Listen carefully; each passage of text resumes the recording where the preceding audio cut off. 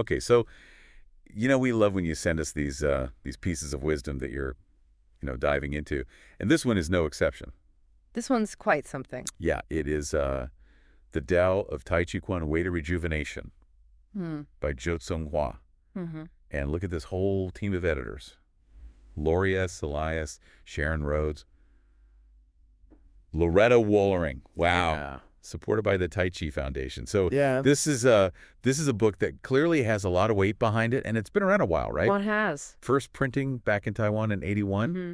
eighth printing in 2001. Wow. That's the kind of longevity that suggests there's some real profound insights in here that has stood the test of time. Yeah, it definitely speaks to a certain enduring relevance, doesn't it? Absolutely. And I know you can synthesize complex information like nobody's business. Well, I try. So our goal here is to really cut to the core of what Zhou Tsunghua is trying to get across in this book. Think of it as your accelerated pathway to grasping the fundamental ideas behind Taijiquan as he presents them. Right, it's like a cheat sheet almost. Well, It's exactly a cheat sheet. for the Tao. For the Tao, right? And one of the things that really jumped out at me right at the beginning was Yu's real vision for Taijiquan. He was hoping to see Americans of all ages practicing out in the open, like parks and stuff, recognizing its potential for mental and physical well-being. Yeah, he really believed in its transformative power. Yeah, and then later on, he expresses this kind of concern about it becoming a lost art. Oh, yeah. Almost like he hoped the book would reignite interest. Yeah, like a preservation effort. Yeah, almost. exactly. And that really speaks to his dedication, doesn't it? Oh, absolutely, a deep passion. To share this knowledge. Yeah. So just looking at how the book is structured, I mean, it's quite comprehensive. Oh, very much so. He starts with the historical roots, where did this all come from? Mm-hmm. Then he dives into the philosophy of yin and yang and the 5 elements. So that's the why behind it. Exactly, the underlying principles. Yeah, and then he moves into the how, right? The foundational practices. So Yeah. Gegengan meditation. Then he gets into the wisdom of the classical texts, through your personal reflections. And then finally, the application of all this in push hands. It's full spectrum, isn't it? It is the full spectrum. Yeah, it's really quite remarkable. Mm-hmm. So let's jump right into those letters from Zhu Tsunghua at the beginning, because his personal journey into this whole world of Taijiquan is quite fascinating. It starts with him getting seriously ill in his 40s, which is a heck of a motivator. Oh, yeah, it can really shake things up, can it? Yeah, a real wake-up call. And he talks about this observation of Mr. Yuan, who maintained just remarkable vitality in his later years through Taijiquan, and it really struck him, didn't it? Oh, yeah. And what's interesting here is how sometimes these major health crises can really open the door to something unexpected, something profound. Yeah. This wasn't just a casual observation for Jiwa. It deeply inspired him. It Mhm. really pushed him to dedicate himself to the practice. And the book talks about the significant improvements he experienced in his own health It's a compelling testament to the potential, isn't it? Yeah. Oh, absolutely. of this practice. Mhm. And then he talks about, the growth of Taijiquan in the West and his move to the U.S. and his time teaching at universities. And it wasn't always a smooth transition, was it? No, not at all. And I think if we consider the broader context, right, Yeah. introducing Eastern practices into Western academic systems, Yeah. you can appreciate the hurdles he likely encountered. Trying to fit Taijiquan into established university curricula, Right. which often prioritize conventional sports or purely academic subjects. It was really quite pioneering in a way Yeah, to bring this discipline to a whole new cultural landscape. absolutely. And then he gets into these different styles of Taijiquan, Mhm. the Yang, the Wu, the Chen. And it can seem like a lot, especially for someone just starting out exploring all this. Yeah, it can be overwhelming, can't it? But he does point to a central unifying idea, right? Oh, absolutely. Right. What's key to understand is his emphasis on that shared foundation in Yujing philosophy, particularly the principle of constant change. So while the outward expressions might differ all those styles, Yeah. they're all rooted in this same fundamental understanding of the universe as a dynamic process. Yeah, so it's different paths up the same mountain. Precisely different flavors. Right, different flavors, exactly. Hmm. And I noticed that in the book, he really focused on the standard postures. Yeah. And it seems like that was a deliberate choice Mm-hmm. to kind of provide a clear entry point. Yeah, without getting bogged down in stylistic variations, right? Right, just the essence. Exactly. And when it comes to actually becoming proficient in Taijiquan, He has a very clear perspective. Mm-hmm. He calls consistent practice and personal development the master key. Yeah, he's very straightforward about that, isn't he? It's very direct, yeah. Mm, And it speaks to something fundamental about mastering any skill. doesn't it? This idea that true ability comes from dedicated effort, not some hidden secret. Mm-hmm. I think that's quite empowering, actually. It is. It really democratizes the learning process, doesn't it? Yeah, it does. It takes away the mystique and says, look, consistent engagement is the most crucial element. Yeah, it's not magic, it's just dedication. Precisely. And then he outlines these 3 distinct levels of practice. Mm-hmm. Can you break those down for us in a way that really clarifies the progression? Sure, think of it like learning any complex system, like a musical instrument. Okay. The first level, as Ju describes it, is all about familiarizing yourself with the individual components. Okay. So in Taijiquan, that would be the postures themselves, getting the form right. Right, is it the basic movements? Exactly, the building blocks. Okay.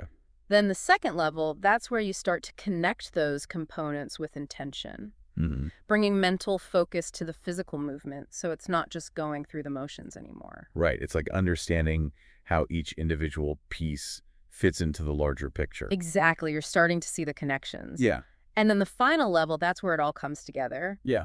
The operation becomes intuitive and seamless, a natural and spontaneous expression of the whole, like a master musician who can just play without thinking about each note. Yeah, it just flows. Exactly. It's a beautiful thing to witness. It is. And he also talks about these breakthroughs in learning and how it's not always, a smooth upward curve. Oh, no, definitely not. It's more like a staircase, right? Yeah. With plateaus and then sudden leaps forward. And what I found insightful was his observation that progress in Taijiquan often arises from sustained, consistent effort, Right. rather than these sudden flashes of insight. It's more like the gradual accumulation of pressure leading to a shift, Yeah. rather than a lightning strike of understanding. You're building up to something. Exactly. And that's a valuable perspective for anyone tackling a complex discipline, I think. Oh, absolutely. Persistence is often the key to those moments of significant advancement. Yeah, you got to put in the time, the reps. You do. And then later in 98, he reflects on his own journey, Mm-hmm. decades of practice. Mhm. And it seems like he had a very specific aim for this book. What was his core intention at that point? Well, after over 30 years of daily immersion in Taijiquan, his primary goal was to make the classical wisdom of the art accessible to a Western audience. Mm-hmm. He specifically mentions using the language of both science and philosophy Right. to bridge that cultural and intellectual gap. Yeah, because it can be hard to translate these ideas. It can be. It's a different way of thinking. Yeah. But it highlights his deep commitment to sharing the essence of Taijiquan in a way that would resonate. Yeah, to make it understandable. Exactly. So moving into chapter 1, Roots, it's clear that, Taijiquan isn't just a set of movements. Right. It's embedded in this rich historical and philosophical context. Oh, very much so. It didn't just appear out of nowhere. Yeah, it's got deep roots. Deep roots. And what's fundamental to grasp is that it's deeply intertwined with ancient Chinese philosophy. Mm-hmm. And he points out its practical origins, Yeah, right? extremely. Addressing real-world concerns. Like he references the use of the lunar calendar, the principles of yin and yang for health and longevity. Mm-hmm. So it's connected to this broader intellectual tradition. The whole system. Yeah, it gives the practice a deeper significance, doesn't it? Absolutely. And then we have Zheng Sanfeng, who's generally credited as the founder, Mm. and there are all these legends surrounding him. Oh, yeah. Fascinating stories. Yeah, how should we understand his role? That's the key question, isn't it? And I think it's important to make that distinction. Okay. While Zhong Sanfeng is traditionally recognized as the founder, the historical evidence is intertwined with these legendary accounts, the stories of his imperial service, his later life as a wandering recluse in the mountains. Right. So think of him as a pivotal figure in the narrative of Taijiquan's origins, Okay. embodying the spirit and principles, even if the precise historical details are a bit elusive. Like a mythical figure almost. Yeah, almost larger than life. And the book brings up the Shaolin Temple and Wudang Mountain. Mhm. What's their significance in this story? Well, if we consider the broader landscape of Chinese martial arts, Mm-hmm. the Shaolin Temple is historically associated with more external, physically demanding styles, Right. whereas Taijiquan later became closely linked with Wudang Mountain, Yeah. traditionally viewed as the home of internal martial arts. Interesting. So a geographical and stylistic distinction. Yeah, highlighting that core characteristic of Taijiquan as an internal art.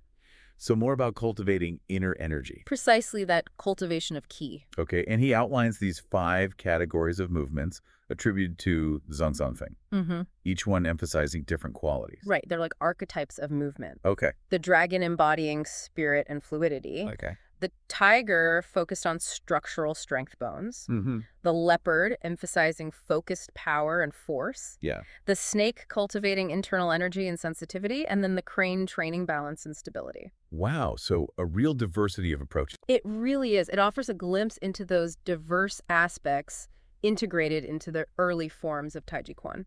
Yeah, it's fascinating. Yeah. And then we delve into the different family styles, Mm. the Jin, the Yang, the Wu, and the Wu Hao.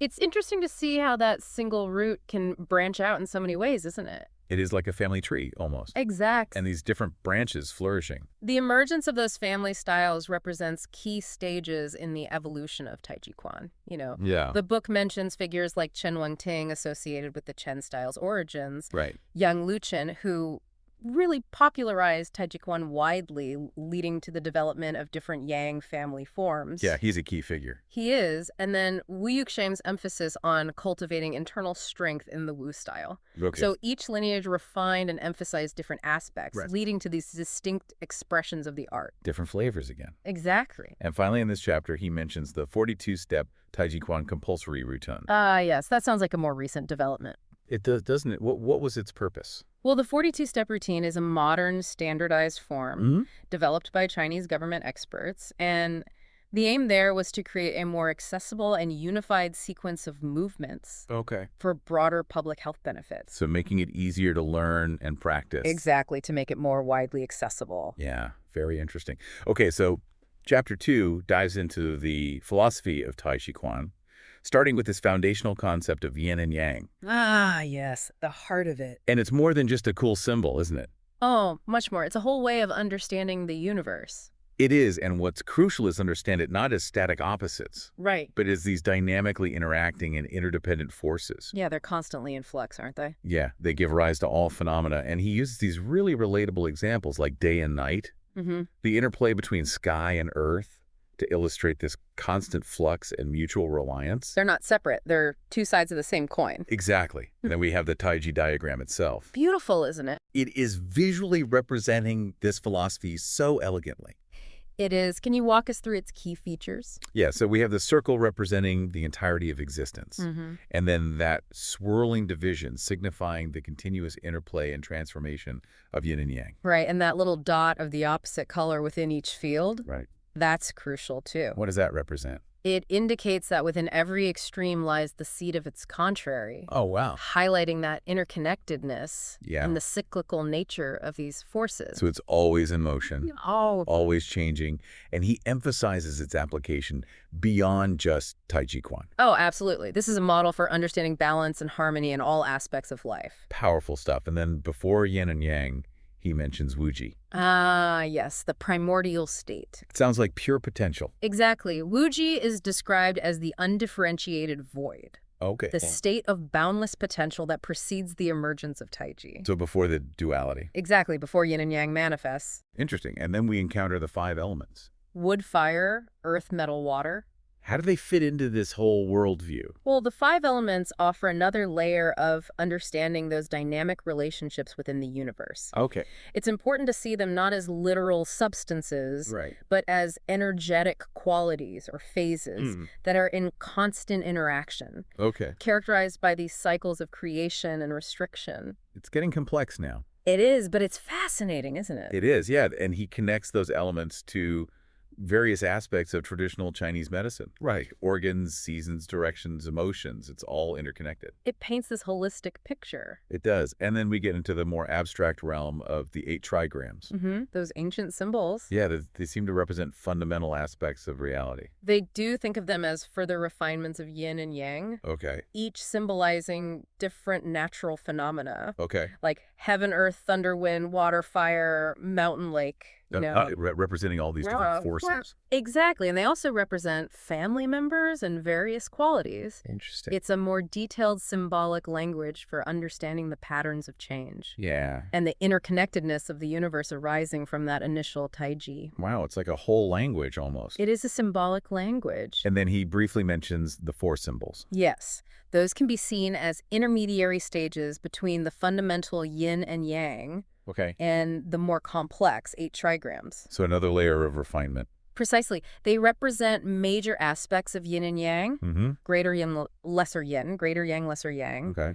offering a more granular way to categorize the spectrum of those fundamental forces and their manifestations. Wow, it's like a fractal almost. You keep zooming in and there's more complexity. That's a great way to put it. And then this next concept is really intriguing, this continuous present in Taiji philosophy. Oh, yes. That's a mind bender. It is the analogy of the falling apple and its shadow. It's such a simple analogy, Yeah. but it really gets the point across. It does how our perception often lags behind the immediacy of reality. Right. We tend to experience time as a series of discrete moments.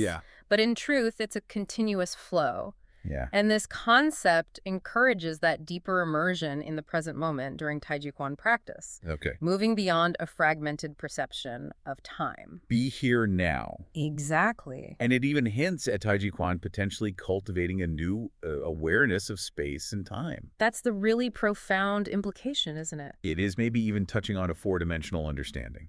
The suggestion is that through that heightened sensory awareness developed in Taijiquan, the sensitivity to subtle shifts in weight, the flow of energy, the interconnectedness of movement, Yeah. one might develop a more intuitive and expansive understanding of space and time, potentially moving beyond our conventional three-dimensional framework. So it can actually change our perception. That's the idea. It's about the transformative potential of the practice. Fascinating. Okay, so Chapter 3 shifts to the foundation of Taijiquan. And it's clear that, a solid base is essential before attempting those more complex movements. Oh, absolutely. Just like building a house, you need a strong foundation. Right, and this chapter outlines those essential preliminary practices that cultivate the necessary internal energy and body awareness for effective Taijiquan. It's about preparing the ground.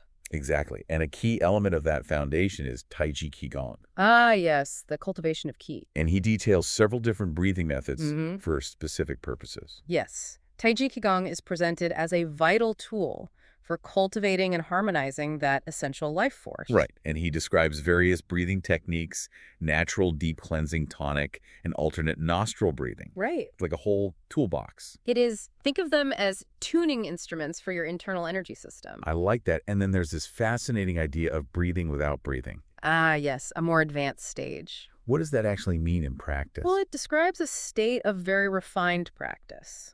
Where the breath becomes so natural and integrated with the movements that it's no longer a conscious, separate act. So it's just happening. Exactly. It Yeah. signifies a deep attunement to the body's energetic flow, Yeah. where the breath arises spontaneously and in perfect coordination with the Taijiquan forms. Wow, it's like a natural rhythm. Exactly. It unfolds effortlessly. Beautiful. And he mentions the Dantian as that crucial center of qi. The lower abdomen, that energetic hub. Can you explain its significance? Well, the Dantian is considered the primary reservoir and center of circulation for qi in the body. Okay.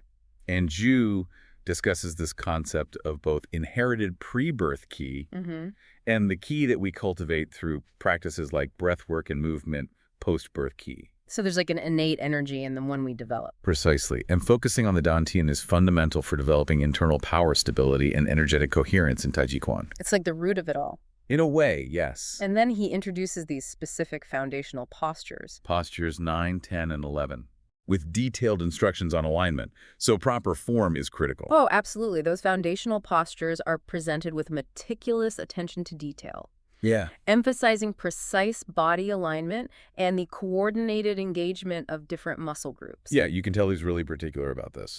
They serve as fundamental building blocks for the more complex Taijiquan sequences, Right. ensuring a structurally sound and energetically efficient practice. So you got to get the basics right. Mastering these basics is essential for long-term progress. And then we have Taiji meditation, or Jingzhu. Cultivating stillness. And it's not just about quiet contemplation, is it? No, Taiji meditation has a very specific purpose Okay. to cultivate both qi and jing, Okay. often translated as vital essence, Interesting. leading to enhanced health mental clarity, Mm-hmm. and even as the book suggests, a connection to higher states of awareness. So it's about more than just relaxation. Oh, much more. It involves maintaining a relaxed yet upright posture, either standing or seated, allowing the body's energy to settle, accumulate, and circulate freely.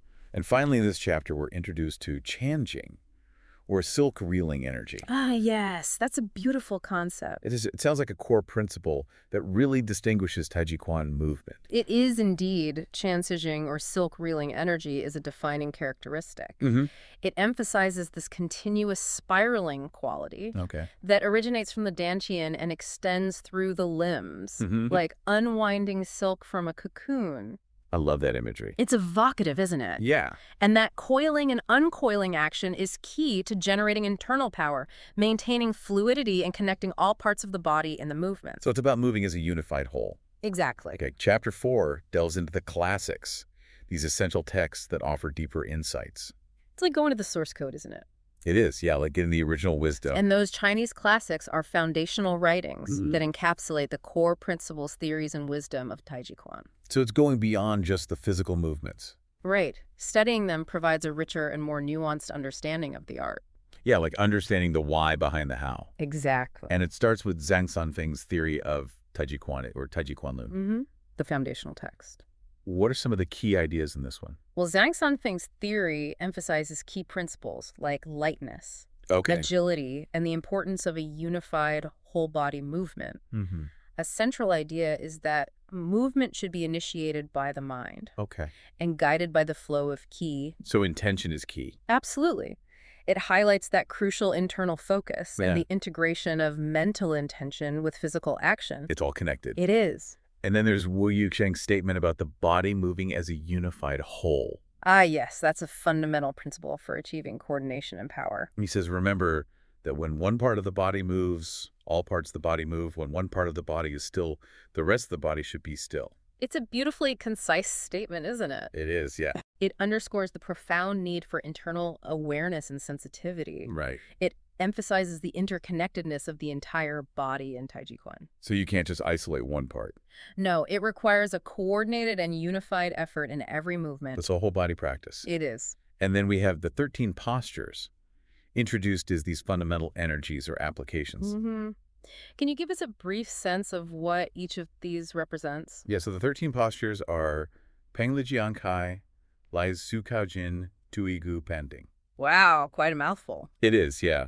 And they represent fundamental energetic actions or applications within Taijiquan. Right, think of them as core strategies. Right. Like ward off, that's an outward expansion. Okay. Roll back yields and absorbs. Mhm. Press directs force forward. Push is a sustained forward projection. Mhm. Pull down draws energy downward. Split separates. Wow. Elbow utilizes the elbow. Shoulder strike uses the shoulder forward advance, backward step, glance to the left, look to the right, and central equilibrium maintains balance. Okay, so each one has a specific energetic quality. Exactly, and understanding these energies is key to applying Taijiquan principles in movement and interaction. So it's not just about the form, it's about the underlying energy. Precisely. And then the concept of understanding Jin, or intrinsic energy, is discussed. Ah, yes, that refined power. How does one cultivate that? Well, understanding Jin refers to the development of this refined intrinsic power in Taijiquan Okay. that goes beyond mere muscular strength. Right, it's not brute force. No, it's something more subtle. Yeah. And the book explains that it arises from consistent practice cultivating sensitivity to subtle forces, Mm-hmm. learning to yield and redirect an opponent's energy rather than meeting force with force. It's like using their energy against them. In a way, yes, it's about developing an internal awareness of leverage and momentum. Fascinating. And the principle of distinguishing between substantial and insubstantial sounds crucial for maintaining balance and agility. Oh, it's fundamental. Yeah. That Yeah. ability to differentiate between substantial, where your weight is focused, and insubstantial, where it's light and mobile. Yeah. That's crucial for maintaining balance, generating power, and moving with agility in Taijiquan. This is a constant shifting. It is a constant shifting of weight that allows for both stability and effortless movement. It's like dancing almost. In a way, Yeah. yes, a very precise and controlled dance. And finally, we have the internal explanation of the practice of the 13 postures attributed to Wu Yuqing. Ah, yes. Offering even deeper insights. What are some key takeaways from this one? Well, this text delves into the internal mechanics of practicing those stuffing postures. Okay. It emphasizes the proper direction of qi flow within the body, the importance of maintaining an upright spine for energetic alignment. Right. So posture is key. It is, and it reinforces the understanding that Taijiquan is not just an external form, Right. but a deeply internal practice involving the cultivation and skillful application of qi and mindful awareness. So it's about harmonizing all those elements. So after this thorough exploration of Tsung Hua's, the Tao of Taijiquan, what would you say are the most crucial insights for someone trying to grasp the essence of this book quickly but comprehensively? Well, I think the book presents Taijiquan as a truly holistic discipline, Okay. seamlessly weaving together a rich historical narrative, profound philosophical underpinnings rooted in ancient Chinese wisdom, essential foundational practices for cultivating internal energy and classical principles that guide movement and application. This whole system. It is, and all those elements are intrinsically linked with the ultimate aim of promoting rejuvenation and a deep sense of well-being. It's not just about the physical, it's about the mental and spiritual as well. Exactly. It's about cultivating wholeness. And the recurring threads that stand out are the absolute necessity of consistent and dedicated practice. Yes, that comes up again and again. It does. Cultivation of a refined internal awareness and the profound interconnectedness between the mind, the body, and the very essence of the art of Taijiquan. Yeah, it transcends mere physical exercise. Absolutely. It becomes a practice that engages the mind, body, and spirit in a continuous journey of learning, refinement, and self-discovery. So for you listening, as you've absorbed all of this, what resonates most deeply, is it the historical lineage that captures your imagination? Or perhaps the intricate philosophical framework of yin and yang and the five elements that sparks your intellectual curiosity? It's rich with ideas. It is. Yeah. Or maybe it's the practical aspects of movement and the cultivation of internal energy that feel most compelling. Consider how these fundamental principles, the dynamic balance of yin and yang, the absolute necessity of a strong foundation, might extend beyond those graceful movements of Taijiquan and offer valuable perspectives on other seemingly unrelated areas of your own life. It's a fascinating thought, isn't it? It is a fascinating tapestry of ideas to contemplate.